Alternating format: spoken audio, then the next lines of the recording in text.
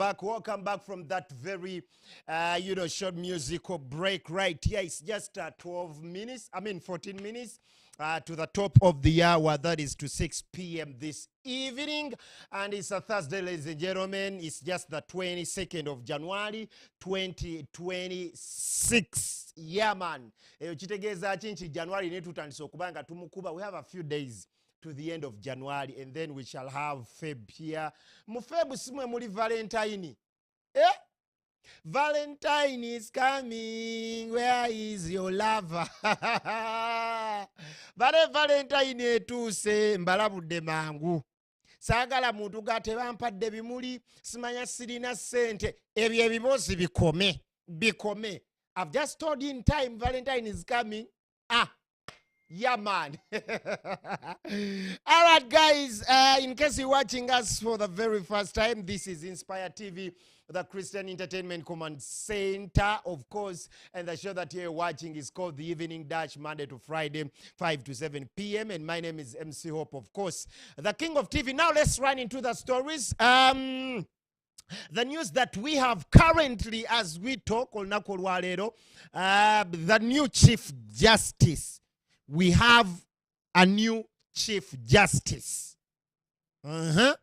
Omukulu Alfonso Owinyi Dolo is out of office because of age. Remember, the retirement age of every Chief Justice in Uganda as the law is 70 years. So when you clock 70 years, you have to be knocked out of office. Now, Abaddeko ye Chief Justice Alfonso Owinyi Dolo, he already clocked 70 years, nebamuja mu office. Now, we have a new one that was elected and appointed, not elected, but appointed by the president of Uganda as for the constitution. Now, Gayo Nabade vetted olunaku olwaleero by the parliament. Ngekulemberwamu atula ku vetting committee, speaker, owekitiibwa Anita Among.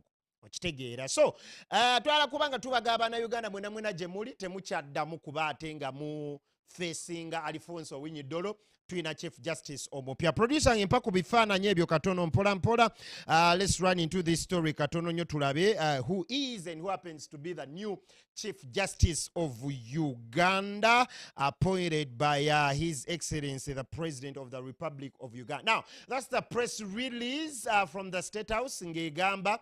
The President Museveni appoints new Chief Justice in exercise of the powers.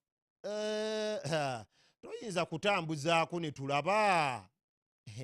That is Dr. Flavian Zeija. Uganda has now a new Chief Justice. That's the guy right there, Zeija Flavian. Dr. Zeija Flavian, we want to say congratulations upon your new appointment as the new Chief Justice of Uganda.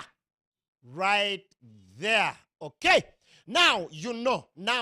I know if you didn't know, now you know. All right then. Kali.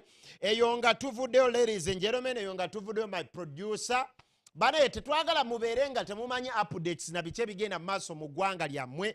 Now you know the Chief Justice, the new Chief Justice is Flavian Zeija.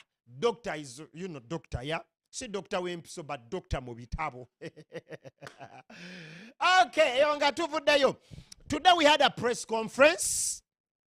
Eyo omuyimbi wa gospel. One of the new talents, by the way, it's a new talent, he's just a rising star, but he's been here doing great music. Yeah, so, nyala kubanga nkuwa ku story ye, press conference etambudde etya and all those things, yeah. Bamuyita, okay. Bamuyita,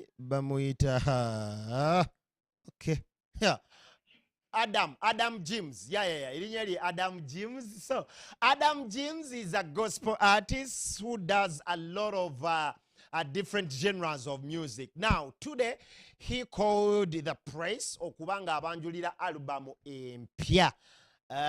album empya eriko amazing songs, great music. So genda bugenzi ku YouTube channel ne other streaming platforms noonya omukulu oyo Adam James sobola okuba ng'owuliriza ku music we omupya. Producer ojja kunfunira kulimba lwa gaayo ono mpola mpola mu maaso awo tujja kuba nga tuluzanya nga tuvudde mu break, you know, the second hour, yeah. But for now let's get into his press conference na biki bye yayogedde n'ebibuuzo bye twamubuuzizza nga tuli ku press conference. Adam James tukomewo. Yeah, Mr. Jim, one, I want to appreciate you so much for, you know, one, serving the Lord and doing gospel music. Now, let's get to my two questions. These days it's hard for an artist to drop an album. Like it takes a lot time, you know. These days people do, you know, a single, they drop a single and then they get to another thing else. Why don't you think nti abantu ogenda bawa hard time okuwuliriza album isn't, you know, those things of album tebagoyinze far from an album? Because I saw Levixon nga releasing the album niye abantu bamanyeko oluyimba lumu. Truth be told, okitegera kyegamba. So that's my one question. Then the other one is about money. Who funds your music for starters? Because an album, that means otaddewo obukadde nga 5 obugudde.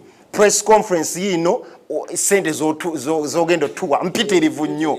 So who funds your music, and do you think this is the time as gospel music industry to, you know, the artists okuba nga bateekamu sente? Do you think sente zivaayo nga mwe muziteekamu and all that? So those are my two questions. So kakati ebintu bye tukola tubikolera Katonda, eno nsigo gye tusiga mu kingdom ya Katonda. Tumusiga ensigo, and in the long run God pays. I believe right now, if you are an artist coming up, you know, and you wish to do music commercially immediately, most likely you may quickly get disappointed. But okwata music n'ogamba nti kati mpute sente nkoze album naye insize mu Katonda kati. When people use this music to worship God, there is a blessing that comes to you. Yeah. And even I believe in heaven, every time they sing a song that I've sung, I believe there is something that adds to me personally. So kati okutekamu sente kati nkoze losi amaanyi nnyo, sente z'otaddemu zigenda kuvaamu, nedda zenzikiriza Katonda takola nsobi. Yampa zino ennyimba ng'amanyi, one, agenda kugabirira, agenda kuwa esente ze weetaaga okukola ki okufulumya zino ennyimba, okukola audios, to do videos. And I believe when you check those videos, you find some of those videos are not just cheap, simple videos you can just do. And one thing I want to thank God for is provision. To be honest, God has really been providing for me over this whole album. As I can say. Esente zentadde muno album ezimu, nizo okuwulira nti nali sizikwatangako nze ng'omuntu. When I began working on this album, I saw God really coming through for me, providing. That's one of the things that really confirmed me that actually, and I believe God has a reward with me, with Him for me concerning this. Yeah, and album one, why I'm dropping a whole album is an album communicates something. You give out an album to communicate something. You communicate something, and then people mind your government jakulizing oluyimba lumu. I believe it should not be. It may be a constraint in mind. It may be a constraint in mind. Why should we not call oluyimba lumu? But also call oluyimba nyingi. I think it's much better. It's much better. Government ingira call oluyimba lumu. Consumption y'abantu consuming the whole album olaba weeri, because akubya oluyimba lumu abajja dupushinga abantu bakole ki balu consuming, but album that has like 5, 6, 8 songs gwe zonna to feeling until no abantu bayinza obutazitegeera obutazaagala zonna and all that. Well, zenzikiriza it will be consumed. Why? I try to be versatile inside the album. Nti waliwo omuntu gw'osanga nti ku album ye ayagala Afropop music. That's what works for him. Or he's catered for, there is Afropop music in it. There is dancehall in it. There's hip hop in it. There is contemporary in it. There's R&B in it. So kati ekyo kiyambako omuntu n'atabeera on one thing, and at the end of the day it's boring. So it's something which is it is entertaining in different formats. So that's why I'm saying I can get the whole album out rather than getting out one single. So everyone can have their own taste, because everyone doesn't have. So you've catered for everyone. Everyone. So mpozi era akasemba yawo Gabi.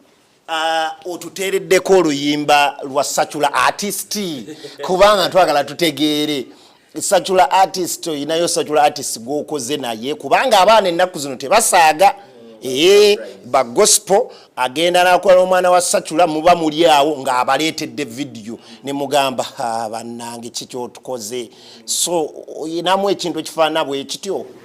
Entirely my whole album is gospel. It's a gospel album, and there is no, it's not love music. It's not love music. It's entirely gospel vibes, gospel praise vibes, and church worship. Album is gospel. It's gospel. It's a gospel album, and there is no, it's